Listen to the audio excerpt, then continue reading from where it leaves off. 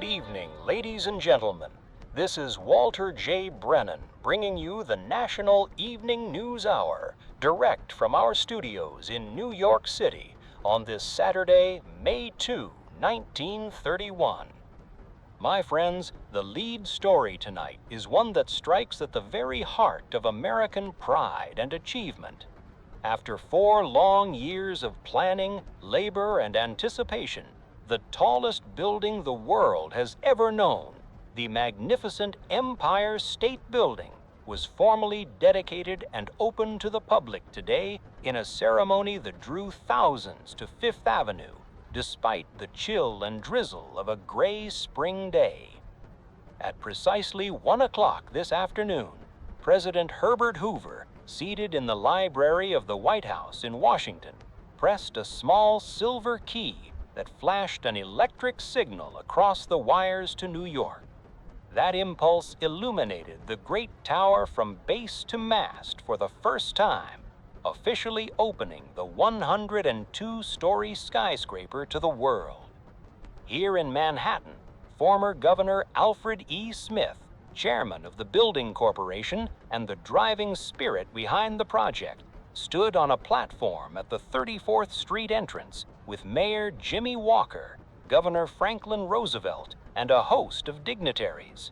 As the lights blazed forth, Governor Smith declared in his unmistakable voice, "I hereby dedicate the Empire State Building to the people of the city and state of New York, and I declare it open for public use and inspection." The crowd, estimated at more than 10,000, cheered lustily as bands played and flags snapped in the breeze.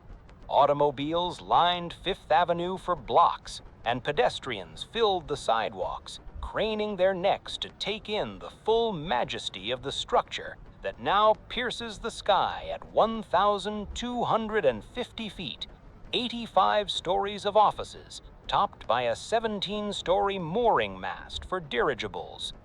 This is no ordinary building, folks. It is a monument to American enterprise and engineering skill. Built in the astonishing time of just over 13 months, it rises higher than the Chrysler Building by more than 200 feet and dwarfs the Eiffel Tower by nearly 300. Its steel frame weighs 60,000 tons. Its windows number 6,500. Its elevators, 67 in all, can carry 20,000 people a day at speeds up to 1,200 feet a minute. Already tenants are moving in. The Empire State Corporation itself occupies the top floors, and dozens of firms have leased space, though many floors remain vacant in these hard times. The observation decks on the 86th and 102nd floors opened immediately after the ceremony, and hundreds paid their dollar admission to ride to the top and gaze over a panorama that stretches 40, 50, even 80 miles on a clear day, from the Jersey Hills to Long Island Sound, from Connecticut to the distant haze of the Atlantic. Yet, even as we celebrate this triumph, there is a note of poignancy. The building rises in an era when bread lines lengthen and unemployment darkens so many doorsteps.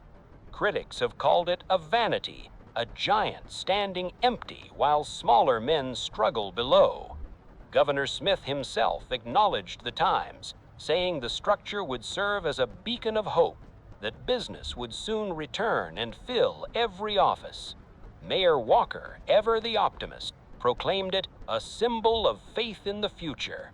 And President Hoover, in a brief radio address following the lighting, spoke of the building as evidence that American energy, courage, and skill are still at work. Whatever the future holds for its rental rolls, there's no denying the sheer audacity of the achievement. In the depth of depression, men dreamed big, dug deep, and built higher than anyone thought possible. Tonight, that tower stands floodlit against the clouds, a luminous shaft reaching towards the stars, reminding every New Yorker, every American, that even in dark days, we can still touch the sky. We'll have more on the Empire State's opening, including reactions from visitors who made the ascent today as this broadcast continues. For now, this is Walter J. Brennan reminding you that on this May evening in 1931, New York and America has given the world a new wonder. Stay tuned for further news from across the nation and around the globe, right here on the National Evening News Hour.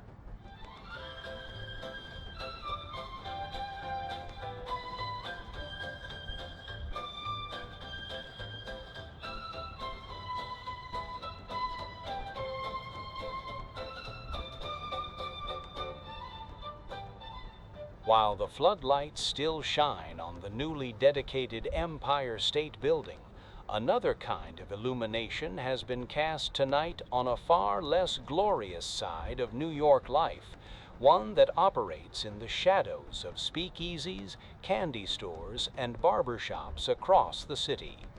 The Seabury investigation into municipal corruption has uncovered what amounts to a vast underground empire of slot machines, reaping profits estimated at a staggering $20 million a year. Yes, you heard that correctly, $20 million annually from the nickels, dimes, and quarters of ordinary New Yorkers. Testimony presented today before Judge Samuel Seabury's special court inquiry revealed that these one-armed bandits are not the harmless amusements some would claim, but a highly organized gambling racket protected by a web of police indifference and outright collusion. Witnesses, including former machine operators and distributors, described a system in which thousands of slot machines are placed in stores, lunchrooms, cigar stands, and even social clubs throughout the 5 boroughs. The machines pay out small winnings to keep players hooked, but the real money flows upward, roughly 1/3 to the location owner, 1/3 to the machine operator, and 1/3 to the higher-ups who supply and maintain the devices. One operator testified that in a single good location, a busy candy store or tavern, a machine could take in as much as $200 a week, with the house and the route man splitting the proceeds after occasional touch-offs by police. When raids do occur, they are often tipped off in advance, or the confiscated machines mysteriously reappear on the streets weeks later. Seabury's counsel pressed witnesses on the question of police protection. Several admitted paying regular ICE to patrolmen and higher ranks to keep operating undisturbed. One witness estimated that fully 80% of the machines in his territory functioned with the tacit blessing of the local precinct. The inquiry has already subpoenaed records from manufacturers and distributors, and more revelations are expected in the coming days. Magistrate Jean Norris, whose name has figured in earlier phases of the probe, was mentioned in connection with lenient treatment of gambling cases, though no direct charges have yet been lodged. Mayor Walker, when asked for comment this afternoon, reiterated his administration's determination to root out corruption, but declined to address specifics of the slot machine testimony. Police Commissioner Mulrooney promised a renewed drive against the devices, though New Yorkers have heard such pledges before. In these hard times, when so many families scrape to put bread on the table, it is particularly galling to learn that millions are being drained yearly into the pockets of racketeers, money that might otherwise circulate through legitimate business. The Seabury probe, whatever its political ramifications, is performing a public service by dragging this sordid enterprise into the light. We will continue to follow the investigation closely as new witnesses take the stand next week. That's the latest from the city courts, a reminder that while we rightly celebrate the towering achievements of honest labor represented by the Empire State Building, there remains much work to be done cleaning up the darker corners of our metropolis. More news from across the nation and overseas coming right up. Stay with us on the National Evening News Hour.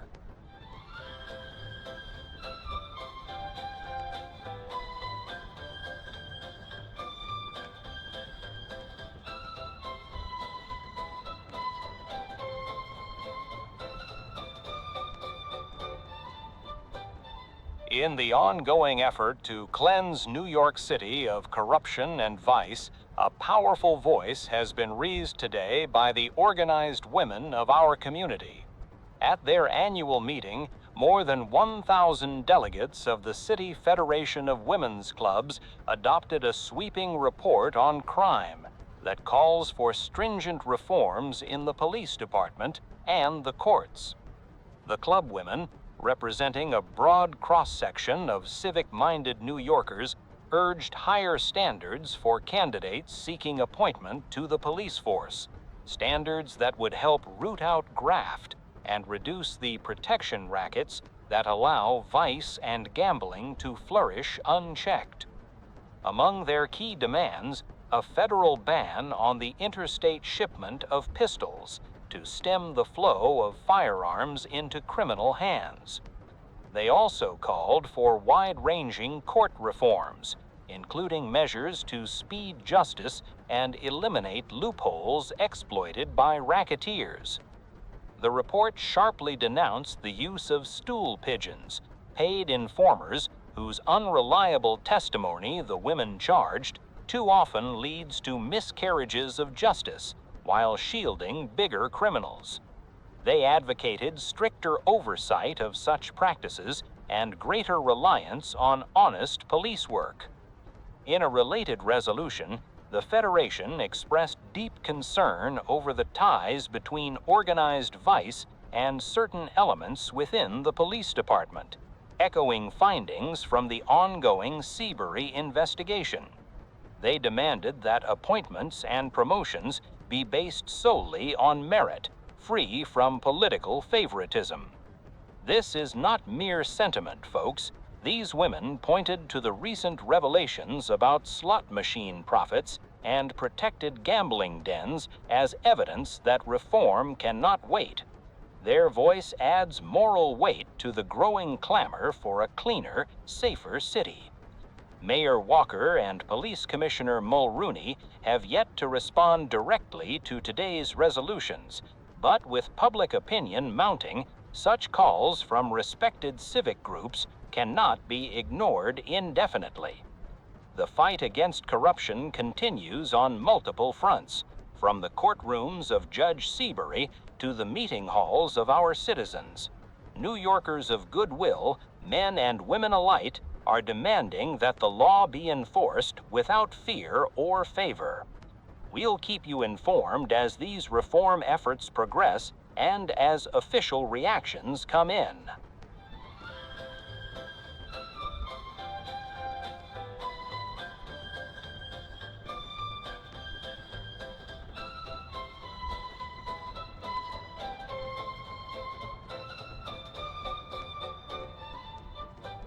The political pot continues to boil in Albany and New York City tonight as Paul Blanshard, a prominent investigator and critic of municipal affairs, has renewed his sharp attack on Governor Franklin D. Roosevelt, accusing the state's chief executive of turning a blind eye to the growing scandals engulfing Tammany Hall and the city administration.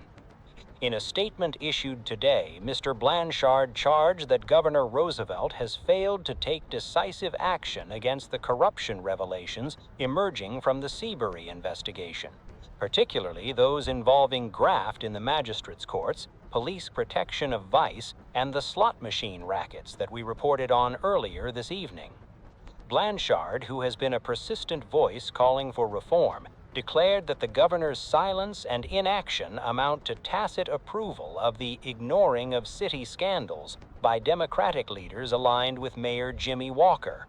He pointed to recent testimony exposing widespread payoffs and political favoritism as evidence that the rot in New York City threatens the integrity of the entire state Democratic Party.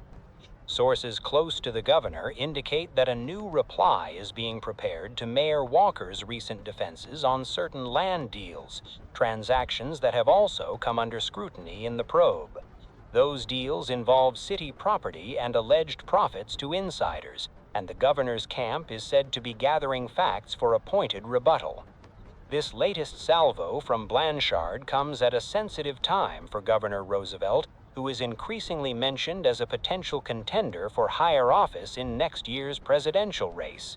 Critics like Blanshard argue that any national ambitions must be built on a record of clean government at home, while supporters counter that the governor has appointed Judge Seabury and allowed the investigation to proceed without interference. Mayor Walker, for his part, has dismissed such attacks as politically motivated, insisting that the city is being fairly and efficiently run despite the hard times of the Depression. The exchange underscores the deepening rift within Democratic ranks here in New York, a rift that could have ramifications far beyond the Hudson. With the Seabury probe promising more revelations in the weeks ahead, the pressure on both Albany and City Hall shows no sign of letting up. We'll bring you any direct responses from the governor or the mayor as they become available. That's the latest from the political front, a reminder that in these troubled economic times, the demand for honest government rings louder than ever.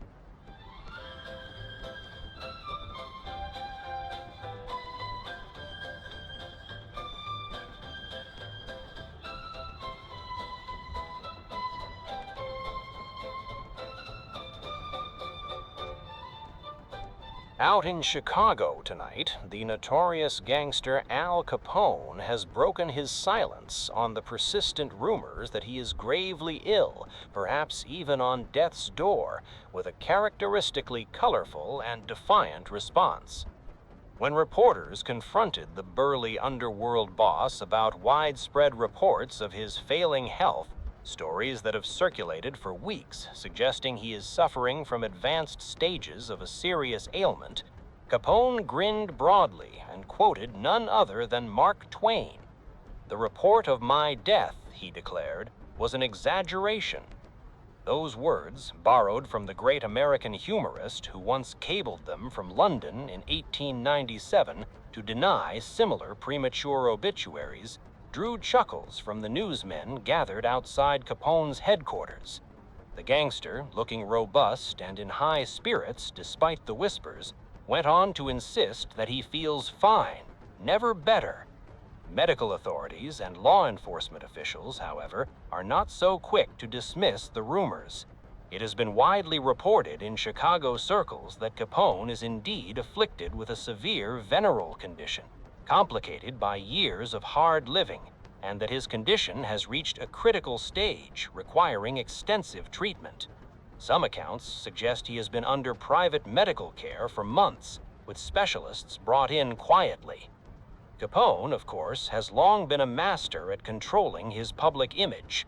Whether this latest Twain quotation is bravado or genuine reassurance, it serves his purpose: to project strength at a time when federal agents are closing in on charges of income tax evasion and rival gangs continue to challenge his grip on the city's rackets. The irony is rich. A man who has sent so many others to early graves, now borrowing a famous writer's quip to laugh off his own rumored demise. Whatever the true state of his health, Al Capone remains very much in the public eye tonight, thumbing his nose at death, at the law, and at the headlines. We'll keep you posted on any further developments from the Chicago front, where the saga of Scarface Al seems to have more chapters yet to come.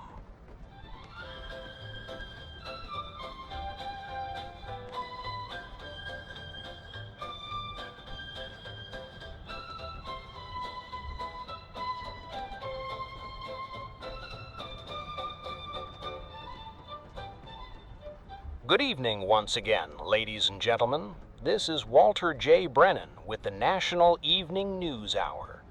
We turn our attention overseas now to Moscow, where the Soviet Union marked May Day yesterday with a massive display of military might. that left foreign observers both impressed and uneasy.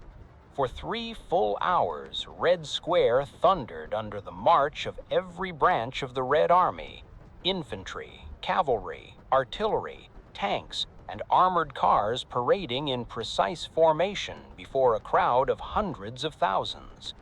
Premier Joseph Stalin himself took the salute from atop Lenin's mausoleum, flanked by other high officials of the communist regime. The spectacle was capped by a daring aerial demonstration. Squadrons of fighter planes and bombers roared overhead, performing stunts at perilously low altitudes, so close to the spectators in some passes that onlookers reportedly ducked instinctively. One foreign diplomat described the maneuvers as recklessly close, adding a note of tension to what was otherwise a meticulously choreographed show of strength. Following the military procession came 1 million civilians, workers, peasants, young communists, and trade unionists, marching with banners proclaiming the triumphs of the 5-year plan and solidarity with the world's proletariat. Red flags waved everywhere, and loudspeakers blared revolutionary songs and speeches denouncing capitalism and imperialism. This year's celebration takes on added significance amid reports of growing internal strains in the Soviet system: forced collectivization driving peasants from the land, food shortages in some regions, and whispers of discontent even within party ranks. Yet outwardly, the regime projected unshakable power and unity, with Stalin's presence underscoring his iron grip on the nation. Western observers in Moscow note that such parades serve multiple purposes: boosting morale at home, intimidating potential adversaries abroad, and reminding the world that the Bolshevik Revolution, now in its 14th year, remains armed and vigilant. No incidents marred the day, and the crowds dispersed peacefully as dusk fell over the Kremlin. We'll continue to monitor developments from the Soviet Union, where the drive toward industrialization proceeds at breakneck speed, often, critics say, at great human cost. That's the latest from Moscow, a vivid reminder that while we grapple with depression here at home, the communist experiment marches on with drums beating and engines roaring.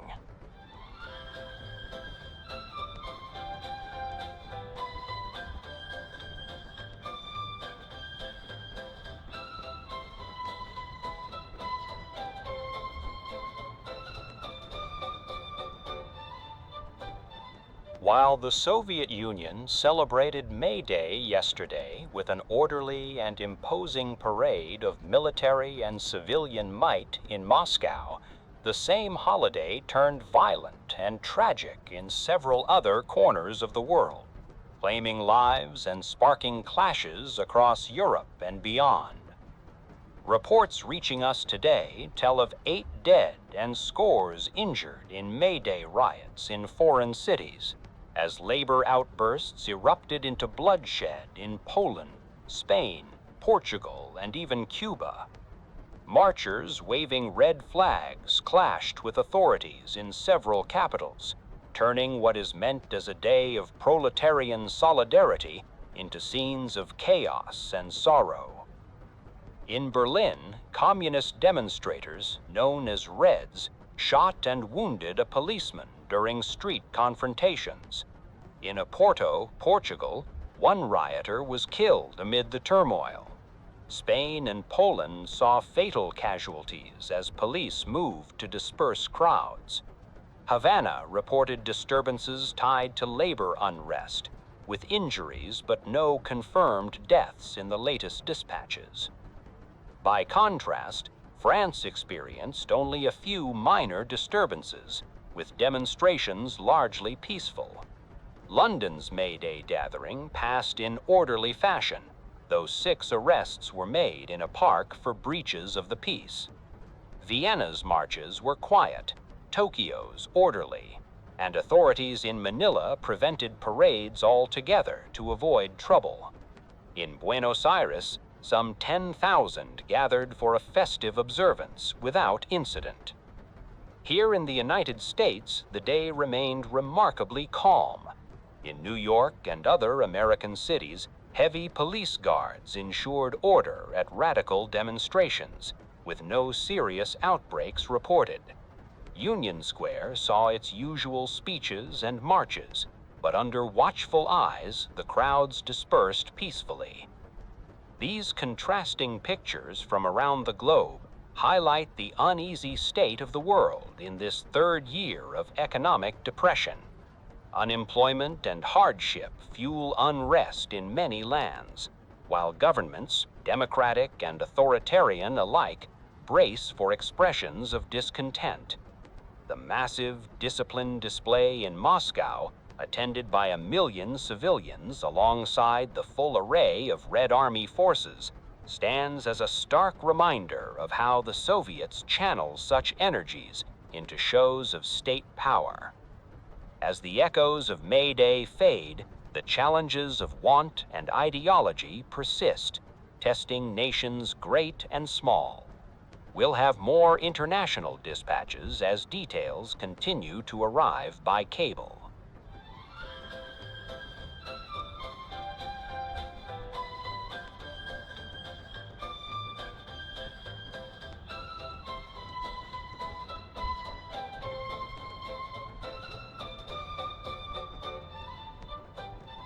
We return to the troubled international scene on this May Day weekend, where the most serious disturbances have flared not in the communist strongholds, but in the young Republic of Spain, a nation still adjusting to the overthrow of its monarchy just 3 weeks ago. Cable dispatches reaching New York tonight paint a picture of widespread rioting in Spanish towns and cities yesterday, as May Day celebrations turned violent, leaving 2 dead and 26 injured in clashes between demonstrators and authorities. The worst outbreaks occurred in Seville, where police and civil guards fired on a crowd of leftist marchers, killing 1 and wounding several others. In Madrid, mounted police charged groups attempting unauthorized parades, resulting in street battles that sent dozens to hospitals with cuts, bruises, and gunshot wounds. Similar disorders were reported in Valencia, Bilbao, and smaller provincial centers, with stones thrown, barricades erected, and shots exchanged. The Provisional Republican government of Premier Niceto Alcalá Zamora had prohibited all public May Day demonstrations in advance, fearing just such disorders in a country already seething with political passion. Monarchists on one side, anarchists and socialists on the other, and a restless working class in between, have created an explosive atmosphere since King Alfonso departed into exile last month. Left-wing organizers defied the ban, calling workers into the streets to demand faster social reforms, land redistribution, and an 8-hour day. When police moved to disperse the gatherings, tempers snapped. In several towns, tramcars were overturned, shop windows smashed, and telephone lines cut. By nightfall, order had been restored through firm police action, but without cost. The government tonight issued a statement regretting the loss of life while blaming irresponsible elements for provoking the authorities. Socialist leaders countered that the prohibition itself was undemocratic and that the police used excessive force. Spain's new republic, barely in its infancy, faces its first major test of maintaining public order amid deep ideological divisions. Church burnings and anti-clerical outbursts in recent days have already alarmed conservative elements. Now labor unrest adds fresh fuel to the fire. Foreign observers in Madrid report that while the government remains in firm control for the moment, these May Day riots serve as a warning signal. The Spanish people, having cast off a king, are impatient for the sweeping changes promised by the revolution. How skillfully the provisional regime navigates these passions may determine whether the republic endures or fractures. We will watch developments in Spain closely in the days ahead, for the fate of this newest European democracy holds interest far beyond the Pyrenees. That's the latest from the Iberian Peninsula, a young republic learning, sometimes painfully, the difficulties of liberty in troubled times.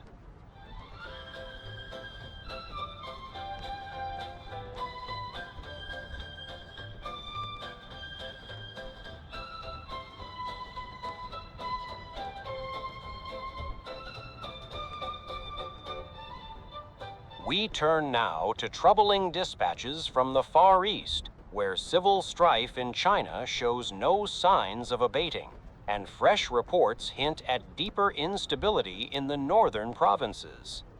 Cable advices reaching New York tonight report that rebel forces in South China are mobilizing for a renewed offensive against the nationalist government at Nanking.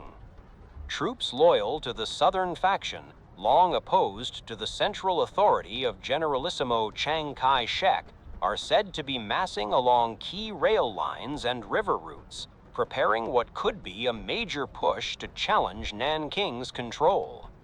The southern rebels, centered in Canton and drawing support from various provincial warlords dissatisfied with Nanking's policies, have been in open defiance for months. Recent conferences among their leaders have apparently hardened their resolve, with demands for greater autonomy and a share in national revenues. Observers fear that open warfare could erupt at any moment, further fragmenting a nation already weary from internal conflict.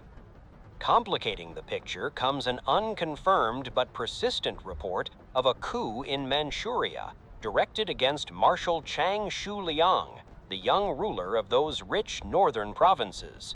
Rumors circulating in Peking and Shanghai suggest that elements within his own army, possibly influenced by Japanese interests or domestic rivals, have moved to displace him. Chang, known as the Young Marshal, inherited power from his father, the late Chang Zolin, and has generally aligned himself with Nanking, providing crucial support during earlier campaigns. If substantiated, such a coup could dramatically alter the balance of power in China, opening the door to greater foreign influence in a region coveted for its resources and strategic position. Japanese officials in Mukden have denied any involvement, but tensions along the Manchurian border remain high.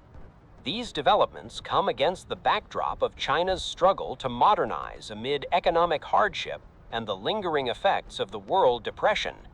Foreign legations in Peking are watching closely, concerned that renewed chaos could threaten concessions and trade. We'll bring you further details as cables arrive from our correspondents in the Orient. That's the latest from troubled China, a nation where unity remains elusive and the shadows of conflict lengthen once more. More news from home and abroad as our broadcast continues. Stay with us on the National Evening News Hour.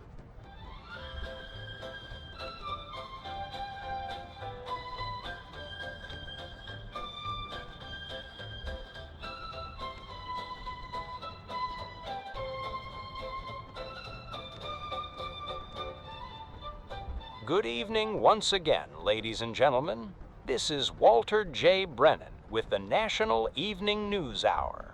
And now, let us turn from the weighty matters of skyscrapers, scandals, and world unrest to the brighter realm of entertainment and culture, where New Yorkers, despite the hard times, continue to seek beauty, laughter, and a momentary escape at the theaters and concert halls.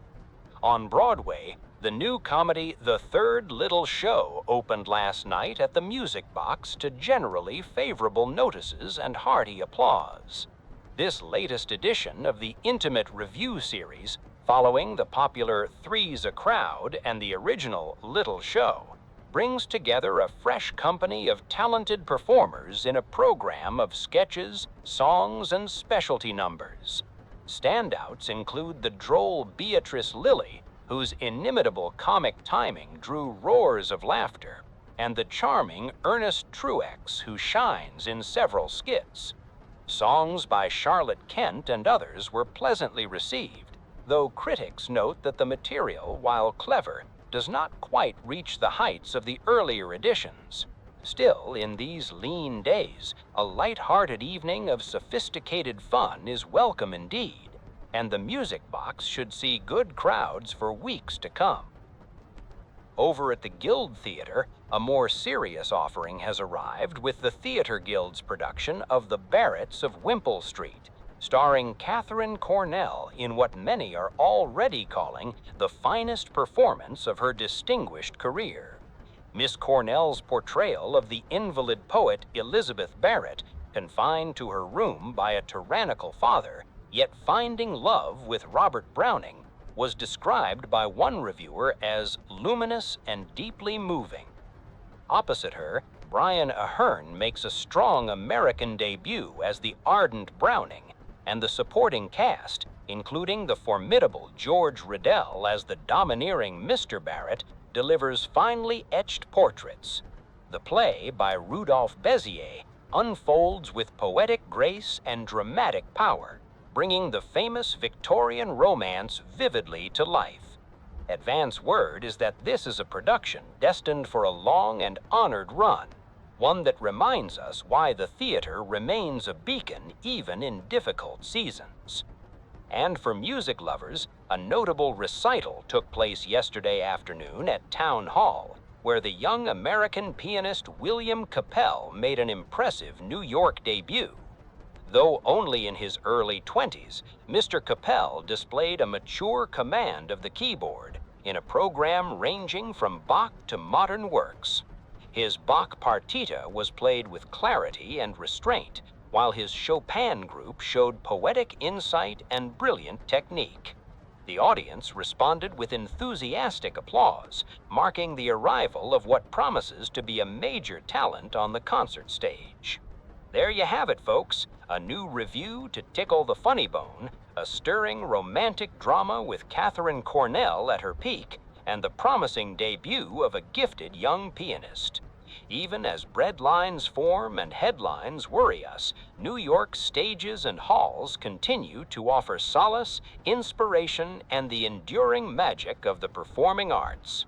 We'll have sports and lighter notes coming up shortly. Stay with us on the National Evening News Hour.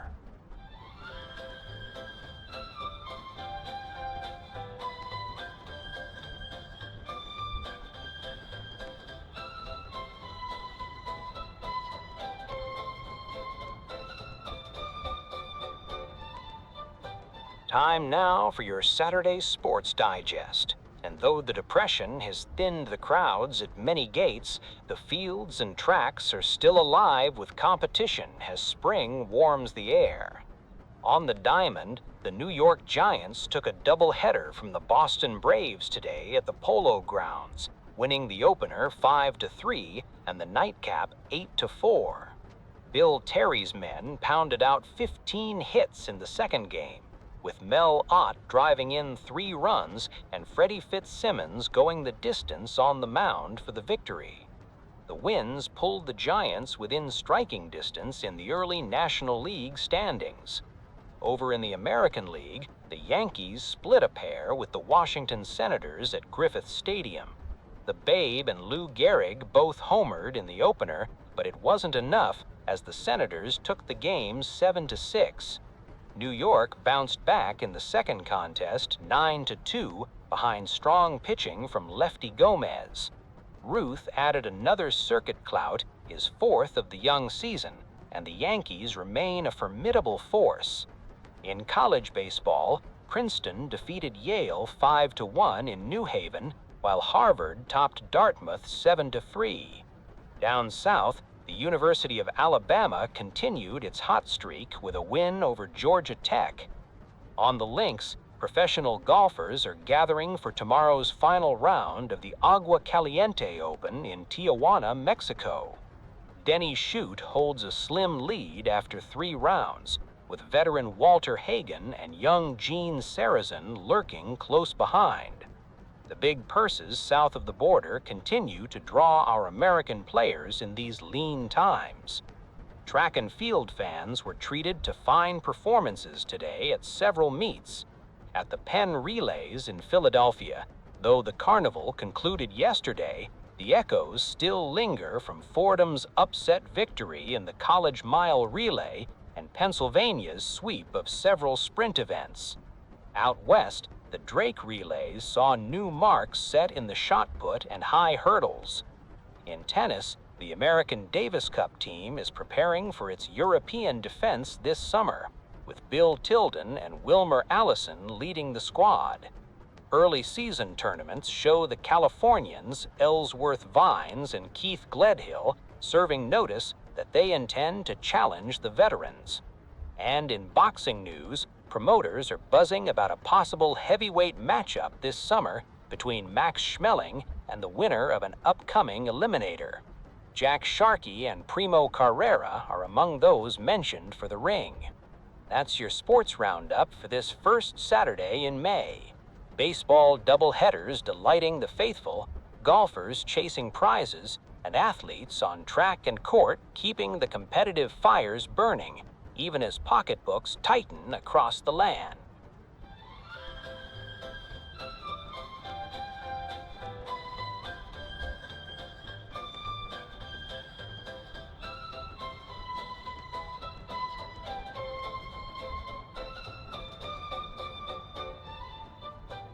Good evening once again, ladies and gentlemen. This is Walter J. Brennan with the National Evening News Hour. We wrap up our local roundup tonight with 3 stories straight from the streets of New York and its suburbs. Tales of human endurance, quiet heroism, and civic recognition that remind us how ordinary folks carry on amid these hard days. First, a strange and solitary saga unfolded today in the wooded outskirts near Creedmoor, Queens, where police captured a young man who had been living as a hermit in the forest for 18 months. The 22-year-old, whose name authorities are withholding pending family notification, had grown a beard a full foot long and survived by sneaking bread and milk from doorsteps in nearby neighborhoods. His clothes were in tatters, his feet wrapped in burlap scraps for shoes, and he was desperately hungry when officers found him huddled in a makeshift shelter of branches and stolen blankets. When police offered him a steak dinner at the precinct, he refused, saying he preferred the simple fare he knew. The youth told detectives he had fled city life after losing his job and family ties, choosing the woods over breadlines. Doctors say he is in surprisingly good health considering the ordeal. No serious illness, just extreme thinness and the need for rest. This modern-day woodsman has puzzled neighbors who never suspected anyone was living so close by, and his story has set tongues wagging across Queens. Next, a touching act of courage came to light from the rivers and backwaters upstate, where a wife paddled miles in a canoe to save her wounded Indian husband after he was injured in a logging accident near the Canadian border. The woman, identified only as Mrs. Whitefeather of the Mohawk tribe, refused to wait for help that might never come. With her husband bleeding heavily from a deep axe wound, she lifted him into their small birch bark canoe and paddled through swift currents and choppy waters for nearly 6 hours, covering more than 10 miles to reach the nearest doctor's office in a riverside village. Doctors credit her strength and determination with saving his life. The husband is now recovering steadily. The story has moved local authorities to commend her bravery, and a small fund is being started to aid the couple through his convalescence. Finally, a moment of civic pride today in Brooklyn as the city honored one of its youngest jurists ever appointed. At just 30 years of age, a brilliant young lawyer named Thomas J. Murphy was sworn in as a city magistrate by Mayor Walker in a brief ceremony at City Hall. Judge Murphy, a product of Brooklyn Public Schools and Fordham Law, becomes the youngest man to sit on the bench in New York City's history. The mayor praised his clear mind, fair heart, and tireless work ethic, predicting he will bring fresh vigor to the magistrates' courts amid the ongoing push for reform. Friends and family filled the chamber, and the new judge promised to administer justice without fear or favor as the law demands.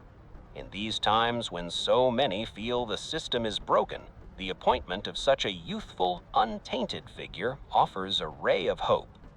These three stories, solitude in the woods, a wife's heroic paddle, and a young judge taking the bench, show the quiet strength and resilience right here in our own backyard. New York may be struggling, but its people keep proving they're tougher than the times.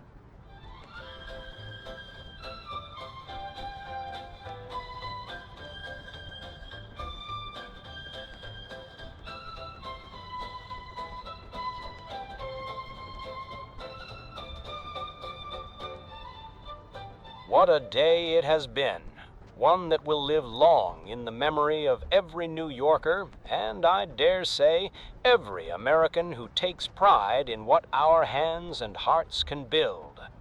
This afternoon, under a drizzle that could not dampen the spirit, the tallest structure ever raised by man, the Empire State Building, was lighted into life by the hand of President Hoover himself, 300 miles away. 1.25 million feet of steel and stone now reach toward the heavens on Fifth Avenue, a gleaming shaft that says to the world, America still dreams big. America still builds boldly, even when the times are hard. Yet, even as we marvel at that tower piercing the clouds, we cannot close our eyes to the shadows at its base. The Seabury probe has laid bare a sordid traffic in slot machines that drains $20 million a year from the pockets of our citizens. Nickels and dimes wrested from families who can ill afford them, protected, it seems, by the very officers sworn to serve. Women's clubs demand reform, politicians trade charges, and honest voices like Paul Blanshard cry out for the governor to act. In Chicago, Al Capone laughs off rumors of his demise with borrowed wit, while abroad, the red flags of May Day wave over parades of tanks in Moscow and riots in Spanish streets. These are troubled times, yes.